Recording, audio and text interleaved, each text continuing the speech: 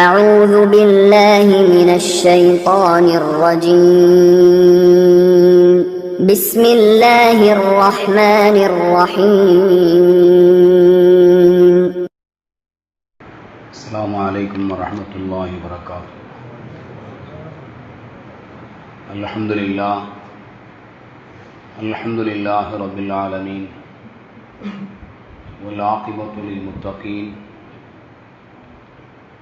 والصلاة والسلام على سيدنا محمد وعلى آله وصحابه وأهل بيته أجمعين. أما بعد، قال الله تعالى في القرآن العظيم وفي الفرقان المجيد: أعوذ بالله من الشيطان الرجيم، بسم الله الرحمن الرحيم. فإذا قضيت الصلاة فانتشروا في الأرض وابتغوا من فضل الله. صدق الله العليم. قال نبينا محمد صلى الله عليه وسلم: اليد العليا خير من اليد السفلى. صدق صادق الأمين صلى الله عليه وسلم. அல்லாஹுவின் நிகரில்லாத அன்பும் அருளும் அருவிநாயகம் ரசூலுல்லாஹி ஸல்லல்லாஹு அலைஹி வஸல்லம் அன்னவர்கள் மீதும் அவர்களின் பரிசுத்தமான குடும்பத்தார்கள் மீதும் பாக்கியம் நிறைந்த உம்மத்துமார்கள் தோழர்கள் மீதும் இறையில்ல கடமையை நிறைவேற்றுவதற்காக வேண்டி வருகை தந்திருக்கக்கூடிய நம்மவர்கள் மீதும் உலகில் வாழ்கின்ற முஃமினான முஸ்லிமான அனைவர்கள் மீதும் இறையருள் என்றென்றும் உண்டாவதாக. ஆமீன். அல்லாஹும் அல்லாஹுடைய ரசூலும் ஏவியதை எடுத்து நடக்கவும் அவர்கள் எச்சரித்த தீமைகளிலிருந்து தளர்ந்து வாழக்கூடிய உன்னதமான வாக்கியத்தை வல்ல ரஹ்மான் அனைவர்களுக்கும் வழங்குவானாக. கடந்துவிட்ட நிமிடங்கள் வரையிலும் நம்முடைய வாழ்நாளில் நம்மை அறிந்தோ அறியாமல் நாம் செய்த குற்றங்களையும் குறைகளையும் பெரும் பாவங்களையும் அல்லாஹ் மன்னிப்பதோடு இனி வாழும் காலமெல்லாம் பாவத்தின் அளவில் வீழாது நெருங்காது நம்மை பாதுகாத்து நம்முடைய உள்ளங்களில் உண்டான ஆகுமான எண்ணங்களை நாட்டங்களை அல்லாஹு அங்கீகரித்துக் கொள்வானாக. ஆமீன். தாம் குழுமிருக்கக்கூடிய இந்த இறை இல்லத்தின் வளர்ச்சிக்காக உதவக்கூடிய அத்தனை நபர்களையும் அல்லாஹு அவனது நிகரில்லாத பேரருளால் அங்கீகரித்துக் கொள்வானாக. நாம் வாழ்கின்ற இந்த இந்திய மண்ணிலும் உலக அளவிலும் முஸ்லிம்கள் கண்ணியத்தோடும் சகோதரத்துவத்தோடும் அமைதியான வாழ்வை வாழ்வதற்குரிய நிலை அல்லாஹ் விஸ்தீர்ணமாக்கி தருவானாக. ஆமீன். சங்கைக்குரிய அல்லாஹ் நல்லடியார்களே, ஆங்கில மாதத்தின் அடிப்படையில் இன்றைய தேதி மே 1. இந்த தேதியை உழைப்பாளர்கள் தினம் என்று நாம் கொண்டாடி கொண்டிருக்கிறோம். ஒவ்வொரு மனிதனுடைய வாழ்க்கையிலும் முன்னேற்றத்தினுடைய இலக்கை தொட வேண்டுமையானால் உழைப்பு என்பது மிக முக்கியமான ஒன்று. பிற மதங்களை விடவும்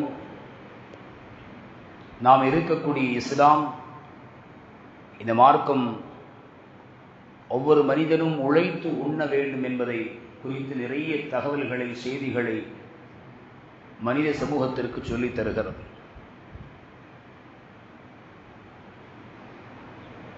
நல்ல விதமாக உழைக்கக்கூடியவர்கள் மனித சமூகத்தில் மட்டும் பாராட்டுக்குரியவர்கள் அல்ல, அவர் நல்ல உழைப்பாளி என்று சிலர்களை நாம் அடையாளப்படுத்துவோம். தொழிலை சுத்தமாக செய்யக்கூடியவர் என்று நாம் வர்ணித்து வார்த்தைகளை சொல்லுவதுண்டு. நல்ல விதமாக தொழில் செய்யக்கூடியவர்கள் நபிகள் நாயகம் ஸல்லல்லாஹு அலைஹி வஸல்லம் சொன்னார்கள், இன்னல்லாஹ தஆலா யுஹிப்பு மினல் ஆமிலி இதா அமில ஐ யுஹ்சின. நிச்சயமாக அல்லாஹு தஆலா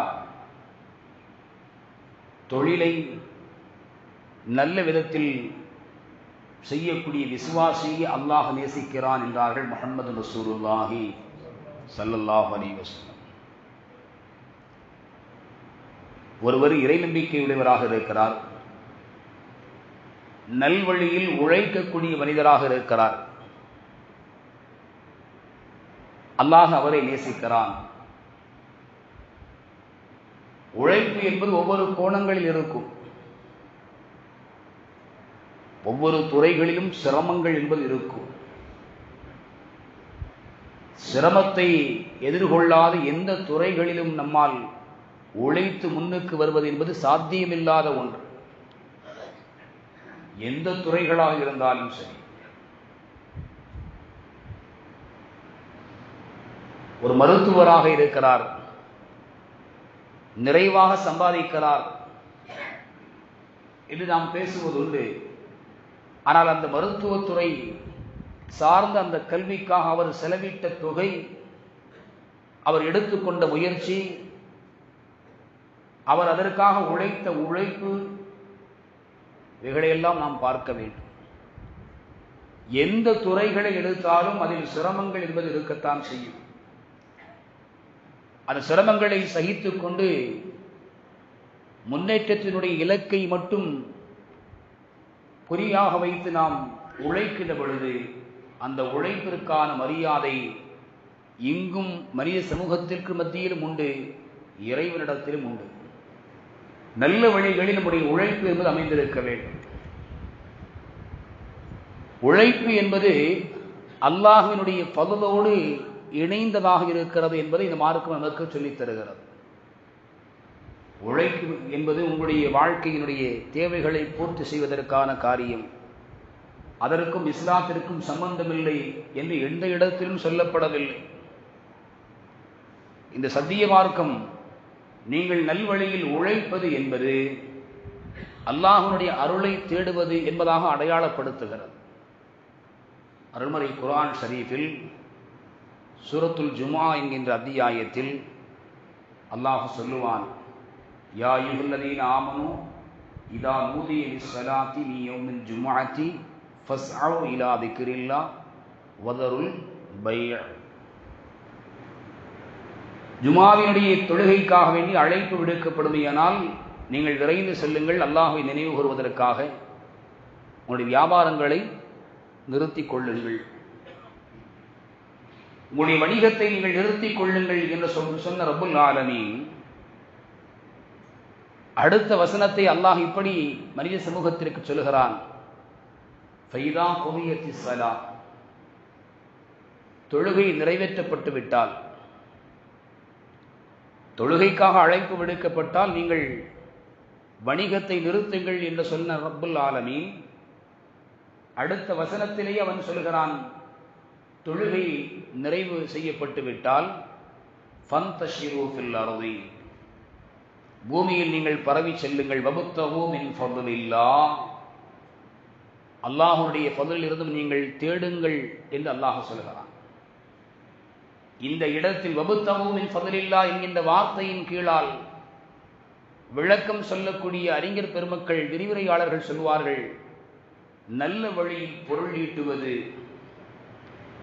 இறைவனுடைய ஃபضலை அவன் ஃபضலாக இந்த பூமியில் வைத்திருக்கக்கூடியதை நாம் தேடி சென்று நம்முடைய உழைப்பால் பெற்றுக்கொள்வது என்பதாக விளக்கம் தருவார்கள். அப்ப இந்த மார்க்கம் உழைப்பை வெறுமனே மனிதனுடைய வாழ்க்கையினுடைய முன்னேற்றத்தினுடைய பாதை என்பதாக மட்டுமல்ல, இறைவனுடைய வணக்கத்தோடு தொடர்புடையது என்பதாக சொல்லித் தருகிறது. இஸ்லாமிய மார்க்கத்தில் சில கடமைகள் இருக்கிறது. அந்த கடமைகளுக்கு அவசியம் பொருள் தேவை. அல்லாஹ் ஹஜ்ஜை குறித்து சொல்லுவாங்க, லில்லாஹி அலன்னாசி ஹஜ்ஜுல் பைத்தி மனிஸ்ததா இலைஹி சபீலா, ஹஜ் செய்வதற்கு உங்களில் யார் சக்தி பெற்றிருக்கிறார்களோ அவர்கள் அதை நிறைவேற்றட்டும். சக்தி பெறுதல் என்று சொன்னால் பயணிப்பதற்கான உடல் சார்ந்த வலுவும் பொருளாதாரம் சார்ந்த நிலையும் நம்மிடத்தில் இருக்குமையானால் ஹஜ்ஜை நாம் மேற்கொள்ள வேண்டும். இங்கு ஹஜ் செய்ய வேண்டுமையானால் உடல் வலு என்பது மட்டும் போதுமானதாக அல்ல, பொருளாதாரமும் நமக்கு தேவை. பொருள் அவசியம். இந்த பொருள் என்பது இது சம்பாதிப்பதற்கான நிலையை இந்த மார்க்கம் வலியுறுத்துகிறது. நல்ல வழியில் சம்பாத்தியம் செய்யுங்கள், நல்ல உழைப்பை நீங்கள் தேர்வு செய்யுங்கள். உழைக்கின்ற நேரங்களில் நீங்கள் சோர்ந்து விடாதீர்கள். உங்களுடைய உழைப்பில் நீங்கள் அதிக கவனம் செலுத்துங்கள். இறைவனை வணங்க வேண்டிய அந்த கடமையை அடுத்து, அந்த கடமை நிறைவேற்றப்பட்டு விட்டால் அடுத்து உங்களுடைய உழைப்பை நாடிங்கள் செல்லுங்கள் என்பதாக குர்ஆனில் அல்லாஹ் சொல்கிறான். அப்ப ஹஜ்ஜினுடைய கடமையை நிறைவேற்ற வேண்டுமையானால் நமக்கு பொருளாதாரம் அவசியம். ஜகாத்தினுடைய நன்மைகளை நாம் பெற வேண்டுமையானால் அதற்கும் பொருளாதாரம் அவசியம். அதை தாண்டி இன்னும் சில காரியங்கள், குடும்பத்தை பராமரிப்பது. கணவனாக இருக்கக்கூடிய ஆண்மகன்களாகிய நமக்கு, நம்முடைய மனைவி மக்களுக்கு உணவு, உடை, இருப்பிடம், நல்ல கல்வி, இவைகளையெல்லாம் கொடுப்பது நம்முடைய கடமை. இன்றைக்கு இதில் நீங்கள் எதை எடுத்துக்கொண்டாலும் அவசியம் அது பொருள் சார்ந்து இருக்கிறது. உணவு பொருள் இல்லாமல் வாங்க முடியாது, உடை இலவசமாக எங்கும் கிடைக்காது, இருப்பிடம் யாரும் இனாவாக நமக்கு தரப்போவதில்லை. நாம் உழைத்து அதில் சொத்தை நாம் உண்டாக்க வேண்டிய, வீடுகளை கட்டிக்கொள்ள வேண்டிய சூழல் இன்றைக்கு இருக்கிறது. நல்ல கல்வி, கல்விகள் உலகம் சார்ந்த கல்விகளில் தரம் உயர்ந்த கல்வியாக நம்முடைய பிள்ளைகளுக்கு தர வேண்டுமையானால் நாம் அதற்காக செலவு செய்ய வேண்டிய சூழ்நிலைகள் இன்றைக்கு இருக்கிறது. ஆக குடும்பத்தினுடைய பராமரிப்பினுடைய விஷயங்களிலும் கூட பொருளாதாரம் என்பது அவசிய தேவைப்படுகிறது. அந்த பொருளாதாரத்தை இந்த மார்க்கம் சொல்கிறது, நல்வழியில் நீங்கள் தேடுங்கள். அடுத்து தான தர்மங்கள் செய்கிறோம். இந்த தான தர்மங்கள் செய்கின்ற பொழுதும் கூட நல்லதை நல்ல நிலையில் சம்பாதித்த பொருளில் இருந்து நாம் செலவு செய்ய வேண்டும் என்பதைத்தான் அருள்முறை குர்ஆனிலே அல்லாஹும் சொல்கிறார். யா அய்யுஹல்லதீன ஆமனூ, ஈமான் கொண்டவர்களே, அன்ஃபிகூ மின் தய்யிபாத்தி மா கஸபதும் மிம்மா அக்ரஜ்னா லக்கும் மினல் அர்தி, பூமியிலிருந்தும் நாம் உங்களுக்காக வழியாக்கிய நீங்கள் சம்பாதித்ததில் இருந்தும் நல்லதை நீங்கள் செலவு செய்யுங்கள் என்று அல்லாஹ் சொல்கிறார். பூமியிலிருந்து நாம் வெளியாக்கியது, நாம் உங்களுக்காக வெளியாக்கிய வஸ்து அது. அதை நீங்கள் சாதாரணமாக பெற்றுக்கொள்ளவில்லை, உங்களுடைய உழைப்பினால் பெற்றுக்கொண்டீர்கள். மா கஸபத்தும் என்று அல்லாஹ் சொல்கிறார். நீங்கள் சம்பாதித்ததிலிருந்தும் நல்லதிலிருந்தும் நீங்கள் செலவு செய்யுங்கள். அன்ஃபிகூ மின் தய்யிபாத்தி, நல்லதிலிருந்து நீங்கள் செலவு செய்யுங்கள் என்று ரப்புல் ஆலமீன் சொல்கிறார். தான தர்மங்களை இறைவனுடைய பொருத்தம் நாடி நாம் செலவிடுகின்ற பொழுது அந்த செலவினத்திற்கான தொகை என்பதும் கூட கொடுக்கக்கூடிய பொருள் எதுவாக இருந்தாலும், உணவாக இருந்தாலும், பொருளாக இருந்தாலும், உடையாக இருந்தாலும், எந்த கோணத்தில் இருந்தாலும் அது நல்ல வழியில் பொருள் ஈட்டப்பட்டதாக இருக்க வேண்டும் என்பதை மார்க்கம் சொல்கிறது. அல்லாஹ்விடம் நாம் நன்மையை நாடி செய்கிறோம் என்று சொன்னால், இறைவனுடைய திருப்தியை நாடி நாம் கொடுக்கிறோம் என்று சொன்னால், இறை திருப்தி நமக்கு கிடைக்க வேண்டும், அவன் புறத்தில் உண்டான நன்மைகள் நமக்கு தரப்பட வேண்டும் என்று விரும்பினால், நல்ல வழிகளில் நாம் சம்பாத்தியம் செய்த செல்வத்திலிருந்து நாம் கொடுக்க வேண்டும் என்பதைத்தான் குர்ஆனுடைய இந்த வசனம் நமக்கு தெளிவாக சொல்லித் தருகிறது. இது மார்க்கம் எவ்வளவு தூரம் உழைக்கக்கூடியவர்களுக்கான முக்கியத்துவத்தை தருகிறது. பெருமானார் ஸல்லல்லாஹு அலைஹி வஸல்லம் அவர்கள் சொன்னார்கள், மா அகல அஹதுன் தஆமன் கத்து கைரன் மின் ஐ யஅகுல மின் அமலி யதிஹி, ஒரு மனிதர் தமது கரத்தால் உழைத்து உண்ணக்கூடிய உணவை விட சிறந்த உணவு எதுவுமே இல்லை என்றார்கள் எம்பெருமான் முஹம்மது ரசூலுல்லாஹி ஸல்லல்லாஹு அலைஹி வஸல்லம். நம்முடைய தந்தை நமக்கு உணவு தரலாம், நம்முடைய மகன் நமக்கு உணவு தரலாம், நம்முடைய நண்பர்கள் ஏதோ ஒரு காரியத்தை முன்வைத்து மகிழ்ச்சியை வெளிப்படுத்த நமக்கான விருந்து அழைப்பில் அழைத்து விருந்தை தரலாம், விசேஷமான உணவாகவும் கூட இருக்கலாம், தரமான உணவு என்பதாக கூட நாம் பேசிக்கொள்ளலாம். ஆனால் மார்க்கத்தின் பார்வையில் நாம் உண்ணக்கூடிய உணவுகளிலே எது சிறந்தது, எது சிறந்த உணவு என்று சொன்னால் அருவிநாயகம் ஸல்லல்லாஹு அலைஹி வஸல்லம் அவர்கள் அடையாளப்படுத்துகிறார்கள், நம் கரத்தால் நாம் உழைத்து உண்ணக்கூடிய உணவுதான் சிறந்த உணவு. உழைக்கக்கூடியவர்களாக நாம் உருவாக வேண்டும். நாம் உழைக்கிறோம், நம்முடைய உழைப்பினுடைய சிரமம் நம்முடைய பிள்ளைக்கு சென்றுவிடக்கூடாது. நாம் உழைத்து அவர்களுக்காக சேமித்து வைக்க வேண்டும் என்ற எண்ணத்தில் நாம் இருந்துவிடக்கூடாது. அருமையானவர்களே, அதிகமானவர்கள் இந்த எண்ணத்தில் இருப்பதுண்டு.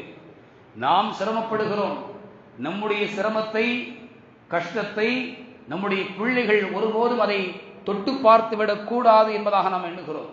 இந்த உலகம் அப்படிப்பட்டதல்ல. இந்த உலகம் அப்படிப்பட்டதல்ல.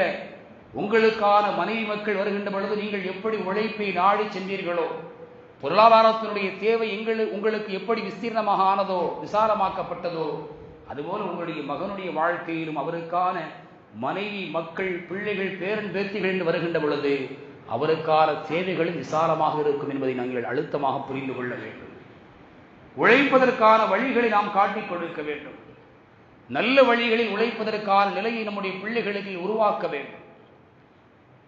படித்து முடித்து விட்டால், பட்டம் வாங்கிவிட்டார், அவருக்கு உரிய வேலைகள் வரட்டும் என்பதற்காக வேண்டி சில ஆண்டுகள், பல ஆண்டுகள் காத்துக்கொண்டே இருந்து கொண்டே நாட்களை, மாதங்களை, ஆண்டுகளை கடத்தி வீணடித்து விடாமல், தற்போதைய சூழலில் தனக்கு தெரிந்த நிலையில் தனக்கு கிடைக்கக்கூடிய வாய்ப்பை பயன்படுத்தி சிறிதளவு சம்பாத்தியமானாலும் அதை உழைக்கக்கூடிய உழைப்பின் மூலமாக வருமானமாக ஈட்டக்கூடிய நிலையை நம்முடைய பிள்ளைகளுக்கு நாம் கற்றுக் கொடுக்கணும். நல்லா படிச்சிருக்கிறாரு, வேலை எதிர்பார்க்கிறாரு, இந்த வேலை கிடைக்கும் வரையிலும் வீட்டில் தான் இருப்பார். 1 மாதம் 2 மாதம் அல்ல, 1 வருடம் 2 வருடம் அல்லது 3 வருடம் 4 வருடம், சிலர்கள் 5 வருடத்திற்கு மேலாக இருப்பவர்களும் உண்டு. இந்த 5 வருட காலத்திலும் தன்னுடைய தந்தையினுடைய உழைப்பு, அவர் உண்ணக்கூடியது, உடுத்தக்கூடியது, உறங்கக்கூடிய இடம் எல்லாம் தந்தையினுடைய உழைப்பு, பாப்பாவுடைய உழைப்பு. மார்க்கம் இப்படி சொல்லித் தரவில்லை. உங்களுக்கான வேலைகளை நீங்கள் படித்ததற்கான, நீங்கள் எதை கற்றுக்கொண்டீர்களோ அதற்கு தகுதியான வேலைகளை நீங்கள் தேடுவதில் முயற்சியை கைவிடாதீர்கள். முயற்சியை கைவிட்டாதீங்க, முயற்சி செய்து கொண்டே இருங்கள். ஆனால் அதை தொடுகின்ற வரையிலும், அதற்கான வாய்ப்பிற்கான வாசல் திறக்கப்படுகின்ற வரையிலும் உங்களுடைய வாழ்க்கையில் ஒவ்வொரு நாட்களையும் நீங்கள் வீணடித்து விடாதீர்கள். ஏதோ ஒரு நிலையில் குறைந்த அளவில் ஊதியமாக இருந்தாலும் நீங்கள் உழைப்பை வெளிப்படுத்துங்கள், உழைப்பை வெளிப்படுத்துங்கள். அருமையானவர்களே, பல இடங்களில் தந்தையினுடைய சுமைகள் இன்றைக்கும் அவர்களை விட்டும் விலகாமல் இருக்கிறது. பிள்ளைகளை படிக்க வைப்பதற்கான பெரும் செலவை மேற்கொண்ட தந்தை அதற்கான கடன்களை சிறிது சிறிதாக அடைத்துக் கொண்டு வரக்கூடிய காலச்சூழலில் மகனும் இன்றைக்கு ஒரு சுமையாக நின்று விடுகிறான். தான் படித்த பட்டத்திற்கேற்ப வேலை வரட்டும், அதற்கு நான் செல்கிறேன். அதற்கு முன்னதாக எந்த வேலைக்கும் செல்ற மாதிரி இல்லை, அதை தாண்டி எந்த வேலைக்கும் போற மாதிரி இல்லை, எதையும் உழைக்கிற மாதிரி இல்லை. அது எத்தனை வருஷம் ஆனாலும் பரவாயில்லை, உங்க வீட்டிலே இருக்கிறேன், பிள்ளையா பிறந்துட்டேன், படிக்க வச்சிங்க, நல்ல வேலை வரட்டும், நான் போறேன், படித்ததற்கான வேலைக்கு போறேன், அதுவரையில் நீங்க என்ன செய்யுங்க, எனக்கான தேவைகளை பூர்த்தி செய்யுங்கள் என்று சொல்லக்கூடிய, சொல்லாமல் வாழக்கூடிய சூழலில் இன்றைக்கு எத்தனையோ இளைஞர்கள் இருக்கிறார்கள். அருமையான இளைஞர்களே, பெற்றோர்களுடைய சுமைகளை குறைக்கக்கூடியவர்கள் தான் நல்ல பிள்ளைகள். உன்னதமான பிள்ளைகள் யார்? தாய் தந்தையினுடைய சிரமங்களை தனக்குள் உள்வாங்கி அவர்களினுடைய வாழ்க்கையில் இன்னும் நாம் சுமையாக இருந்துவிடக் கூடாது என்று எந்த இளைஞன் முயற்சிக்கிறான், ஏதோ ஒரு கோணத்தில் உழைப்பை நாடி, சிறிய ஊதியமாக இருந்தாலும் பரவாயில்லை, நான் உழைப்பேன், உழைக்கின்ற ரூபாய் குறைவாக இருந்தாலும் ஒரு நாளைக்கு 100 ரூபாய் ஆனாலும் அதை நான் உழைத்து என்னுடைய தாயினுடைய கரத்தில் கொடுப்பேன், என் தந்தையின் கரத்தில் கொடுப்பேன் என்கின்ற எண்ணத்தில் எந்த மனிதன் பயணிக்கிறானோ அவருடைய வாழ்க்கையில் நிச்சயமாக வெற்றி என்பது இருக்கிறது. நல்ல முன்னேற்றத்தை அல்லாஹ் தருவான், நல்ல நிலையை அல்லாஹ் ஏற்படுத்துவான். என்ன காரணம்? தாய் தந்தையர்களுக்கு சுமையாக இருக்கக்கூடாது என்று எண்ணுகிறான். அது பிள்ளை. அந்த எண்ணம் எப்போ வரும்? நாம் எப்படி வளர்க்கிறோமோ அப்பதான் வரும். நாம் எப்படி நம்முடைய பிள்ளைகளை சொல்லி சொல்லி நம்முடைய சிரமங்களை எல்லாம் அவர்களுடைய கண்களுக்கு காட்டி கொடுத்து நாள் ஒன்றுக்கு 10 ரூபாய் சம்பாத்தியம் செய்வதற்கு எவ்வளவு சிரமங்களை எல்லாம் இந்த உலகத்தில் சகிக்க வேண்டியிருக்கிறது என்பதை எல்லாம் சொல்லிக் கொடுத்து நாம் வளர்க்கின்ற பொழுது நம்முடைய பிள்ளைக்கு அப்பதான் அது சார்ந்த விஷயம் புரிய வரும். நாமும் உழைக்கணும். நம்முடைய குடும்பத்தில் இவ்வளவு சிரமங்கள் செலவினங்கள் இருக்கிறது. என்னால் ஒருபோதும் இளைஞர்களுக்கு தெரியாது. ஒரு குடும்பத்தில் இன்றைக்கு சராசரியான கணவன் மனைவி 2 பிள்ளைகள் இருக்கக்கூடிய ஒரு குடும்பத்தினுடைய தேவை சாதாரணமான மருத்துவம் இதர செலவுகள் அல்லாமல், உறவுகள் சார்ந்த விசேஷ செலவுகள் அல்லாத, உணவு சார்ந்த, உடை சார்ந்த மிக பிரத்யேகமான செலவுகள் என்று எடுத்துக்கொள்வோமையானால் குறைந்த அளவு சொந்த வீடாக இருக்குமையானால் 20,000 ரூபாய் இன்றைக்கு தேவைப்படும். குறைந்ததாக குறைந்தது. இதில் இடையில் குறுக்கே மருத்துவ செலவு வந்துவிடக்கூடாது, சொந்த பந்தங்களில் திருமண நிகழ்வுகள் வந்துவிடக்கூடாது, உறவுகளில் யாரையும் நோய்வாய்ப்பட்டு விடக்கூடாது, விசேஷங்கள் எந்த கோணத்திலாவது நம்முடைய குடும்பத்தில் வந்து நின்றுவிடக்கூடாது. இப்படியெல்லாம் இல்லாமல் இருந்தால் இந்த 20,000 ரூபாய் இன்றைய சூழ்நிலையில், இன்றைய காலத்தில், இன்றைய விலைவாசி உயர்வில் 20,000 ரூபாய் இருந்தால் அந்த ஒரு மாதத்தினுடைய தேவைகளை, அடிப்படை தேவைகளை பூர்த்தி செய்து கொள்ள முடியும். அதுதான் யதார்த்தமான நிலைமை.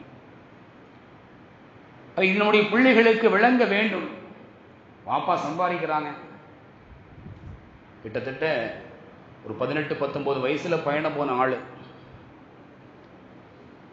திருமணத்திற்கு முன்னதாகவே பயணம் செல்ல வேண்டிய நிர்பந்தங்கள், பயணம் சென்று அங்கிருந்து உழைக்க ஆரம்பித்த மனிதன்,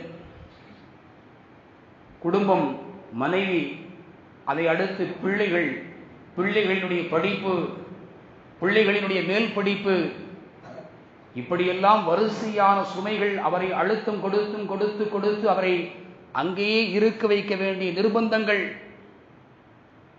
வயதாகி போனது, தன் பிள்ளை ஒரு தரத்திற்கு வந்துவிட்டார், இனிமேல் அவர் நம்முடைய பொறுப்பை பார்த்துக் கொள்வார் என்கின்ற ஒரு நிலைக்கு தள்ளப்பட வேண்டிய சூழலிலும் கூட அவர்தான் இந்த குடும்பத்தை ஒட்டுமொத்தமாக உழைத்து பார்க்க வேண்டிய சூழல் இருக்கிறது. இளைஞர்கள், பிள்ளைகள் புரிந்து கொள்ள வேண்டும். நீங்கள் உழைப்பீர்களே ஆனால் இந்த மார்க்கம் உங்களுக்கான தனி அந்தஸ்தை தருகிறது. உங்களுடைய பெற்றோர்களுடைய சுமைகளை நீங்கள் குறைப்பீர்களே ஆனால் உங்களுக்கு அல்லாஹ் நிச்சயம் கிருபை செய்வான். நீங்கள் விரும்பக்கூடிய நிலையில் அல்ல, அதைவிட உயர்வான வேலையை அல்லாஹ் உங்களுக்கு பணியமர்த்துவான். ரபியானவர்களே, இங்கு பெருமானார் ரசூலுல்லாஹி ஸல்லல்லாஹு அலைஹி வஸல்லம் அவர்கள் பேசுகிறார்கள், ஒருவர் தமது கையால் உழைத்து உண்ணக்கூடிய உணவை விட மிகச் சிறந்த உணவு என்பது வேறு எதுவும் கிடையாது. சொல்லிட்டு ஸல்லல்லாஹு அலைஹி வஸல்லம் சொன்னாங்க, வஅன்ன நபியல்லாஹி தாவூத் அலைஹிஸ்ஸலாம் கான யாக்குலு மின் அமலி யதிஹி. நபியினா தாவூத் அலைஹிஸ்ஸலாம் அவர்கள் தன் கரத்தால் உழைத்து உண்ணக்கூடியவர்களாக இருந்தார்கள் என்று நபிகள் நாயகம் ரசூலுல்லாஹி ஸல்லல்லாஹு அலைஹி வஸல்லம் அவர்கள் 2வது வரியாக இந்த ஹதீஸில் இதை சொல்வார்கள். நபியாக இருந்தார்கள், உழைத்துதான் உண்டார்கள், தானாக சம்பாதித்தார்கள். உலகத்தில் இறை தூதராக அனுப்பப்பட்ட எல்லோரும் சிரமத்தை அனுபவித்தார்கள். உழைப்பினுடைய விஷயத்தில் எல்லோர்களுக்குமான பயிற்சியை அல்லாஹ் இந்த உலகத்திலே வழங்கினார். நபிகள் நாயகம் ஸல்லல்லாஹு அலைஹி வஸல்லம் சொன்னாங்க, மா பஅஸல்லாஹு நபியன் இல்லா ரஅல் கனம. அல்லாஹு தாலா எந்த நபியையும் ஆடுகள் மேய்க்கக்கூடியவர்களாக நிலையில் அல்லாஹ் ஆக்காமல் இருந்ததில்லை. எல்லோரும் ஆடு மேய்த்திருக்கிறார்கள். எல்லா நபிமார்களையும் அல்லாஹ் ஆடு மேய்க்க வைத்திருக்கிறான். சிறுபராயத்தில் ஆடு மேய்க்கக்கூடிய பணியில் அவர்கள் அமர்த்தப்பட்டார்கள். அல்லாஹ் அத்தகைய நிலையை அல்லாஹ் உருவாக்கினான். இது சொன்ன உடனே சஹாபாக்கள் சிலவங்க கேட்டாங்க ஆச்சரியத்தோடு, யா ரசூலல்லாஹ், தாங்களும் மேய்த்திருக்கிறீர்களா? நபிகள் நாயகம் ஸல்லல்லாஹு அலைஹி வஸல்லம் அவர்கள் சொன்னார்கள், மக்காவில் உள்ள சிலர்களுடைய சில கிராத், சில சிறிய தொகையை நாடி நான் ஆடுகளை மேய்த்திருக்கிறேன் என்றார்கள் முஹம்மது ரசூலுல்லாஹி ஸல்லல்லாஹு அலைஹி வஸல்லம். நீங்கள் எந்த தொழிலை செய்கிறீர்கள் என்பது முக்கியமல்ல, நல்ல வழிகளில் செய்கிறீர்களா என்பதுதான் முக்கியம். இந்த மார்க்கத்தில் அடுத்தவருடைய பொருளில் கை வைப்பது தடுக்கப்பட்டிருக்கிறது. அடுத்தவருடைய உரிமைகளில் மோசடி செய்து சம்பாதிப்பது தடை செய்யப்பட்டிருக்கிறது. மார்க்கம் தடையான விதித்திருக்கக்கூடிய மது, போதை வஸ்துக்கள் அல்லது வட்டி, இது சார்ந்த துறைகளில் தன்னை ஈடுபடுத்தி சம்பாத்தியம் செய்வதை மார்க்கம் வன்மையாக கண்டித்திருக்கிறது. இது அல்லாது எவைகளெல்லாம் நல்வழிகளில் நீங்கள் நியாயமான முறையில் சம்பாத்தியம் செய்வதாக மனித சமூகத்திற்கு பயன்படக்கூடியதாக இருக்கிறதோ, எந்த வழியில் நீங்கள் சம்பாத்தியம் செய்தாலும் நீங்கள் இறைவனுடைய அருளுக்கு சொந்தமானவர்கள். மார்க்கம் சொல்லக்கூடிய செய்தி.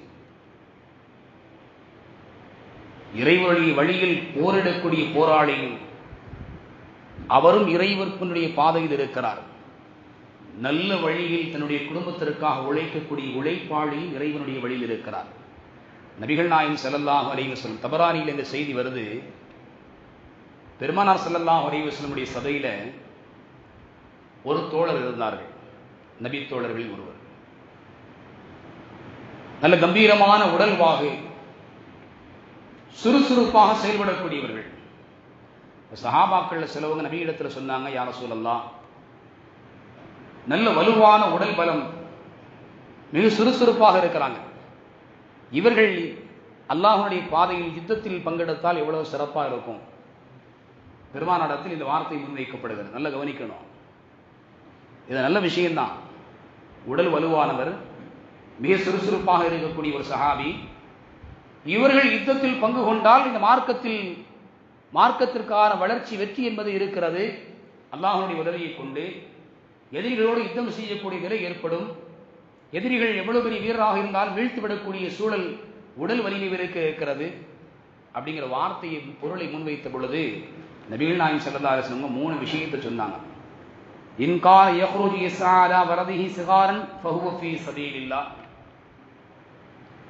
அவருடைய குழந்தைகள் சிறு குழந்தைகளாக இருந்து அவர்களுடைய தேவைகளை பூர்த்தி செய்வதற்காக இந்த மனிதர் உழைப்பிற்காக வெளியேறினாலும் ஃபஹுவ ஃபீ சபீலில்லாஹ், அதுவும் அல்லாஹ்வுடைய பாதைதான். எந்த யுத்த களத்தில் எதிரியோடு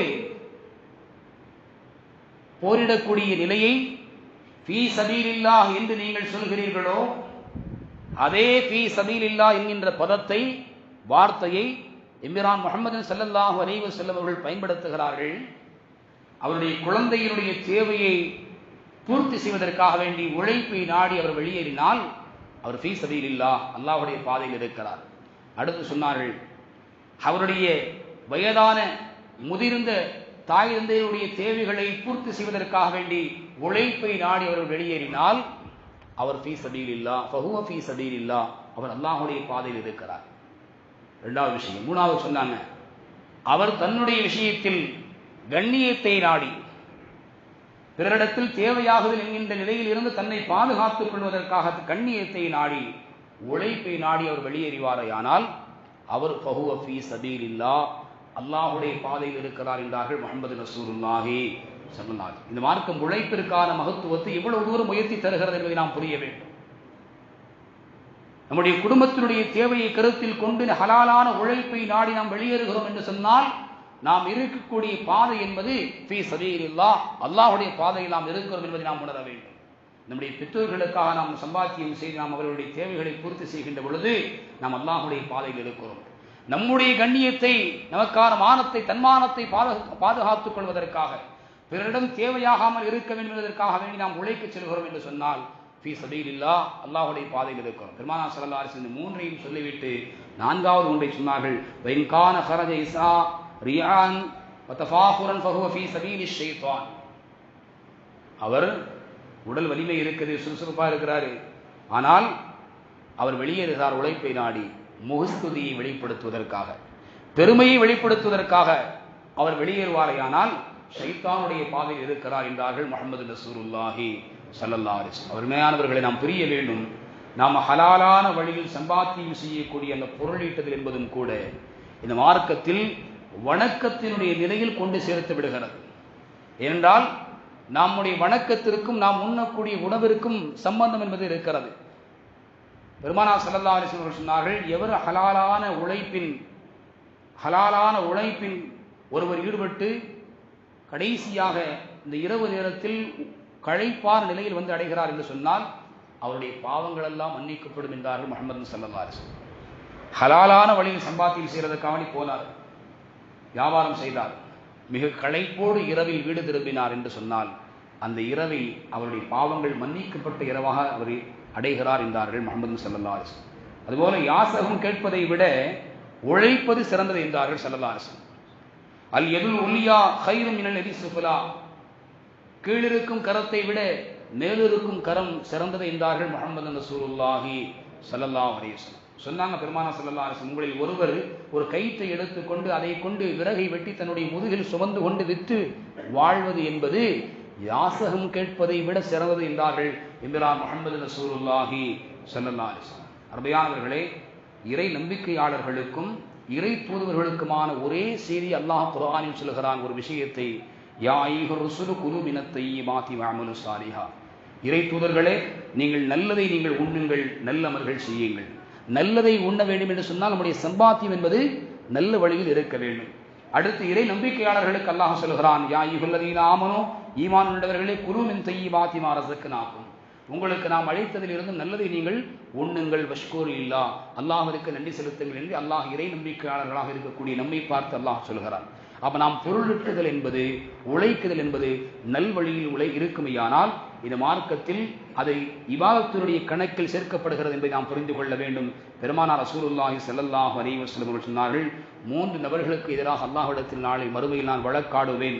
அதில் ஒருவர் என் பெயரை சொல்லி சத்தியம் செய்து மோசடி செய்த ஒருவர், ஒரு சுதந்திரமான மனிதர், இரண்டாவது சுதந்திரமான ஒருவரை அடிமையாக விற்று அந்த உணவில் சாப்பிட்டவர், மூன்றாவது சொன்னார்கள் கூலிக்கு ஒருவரை வேலைக்கு அமர்த்தி உழைப்பதற்கான முக்கியத்துவத்தை சொல்லித்தரக்கூடிய இந்த மார்க்கம் உழைக்கக்கூடியவர்களுக்கான உரிமையும் சொல்லித் தருகிறது. சொன்னார்கள் ஸல்லல்லாஹு அலைஹி வஸல்லம் அவர்கள், கூலிக்காக ஒருவரை வேலைக்கு அமர்த்தி அவரிடமிருந்து முழுமையான வேலையை பெற்றுக்கொண்டு எவர் கூலியை கொடுக்கவில்லையோ அவருக்கு எதிராக நான் வழக்காடுவேன் என்றார்கள் முஹம்மது ரசூலுல்லாஹி ஸல்லல்லாஹு அலைஹி வஸல்லம். அருமையானவர்களே, அல்லாஹ் ரப்பல் ஆலமீன் அருள் இருக்கக்கூடிய இந்த சன்மார்க்கம் உழைப்பாளிகளுடைய உன்னதத்தை, உயர்வை மிக தெளிவாக சொல்லித் தருகிறது.